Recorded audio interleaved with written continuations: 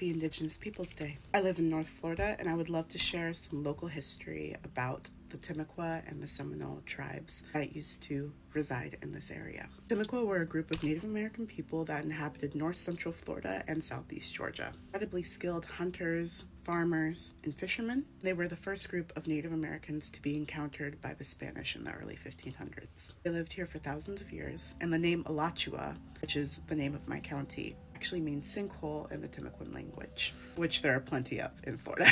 But due to disease and displacement from the Spanish, warfare, all the things, pretty much all the culture and people disappeared. There are several of my local museums that highlight the Timucuan people, and it's really incredible the artifacts that are found. There are so many artifacts left behind, like pottery, but also really common one to find is these pine dugout canoes, which I find so incredible. They're incredibly made and preserved in so many different rivers and lakes. When people have pulled them up, they are in pristine condition, and it's really fascinating and cool to look at. After the Timucua, in the 18th century, the Seminole now are developing. They are made up of several different indigenous groups, most notably Creek Indigenous people and some enslaved Africans. We have Chief Micanopy, whose name you still see on a town nearby me, who led his people through the Second Seminole War from 1835 to 1842 to fight to keep their right to the land. The Second Seminole War was a conflict caused by the U.S. government's attempt to forcibly relocate the Seminole people of Florida to Indian Territory out west. Seminole people fought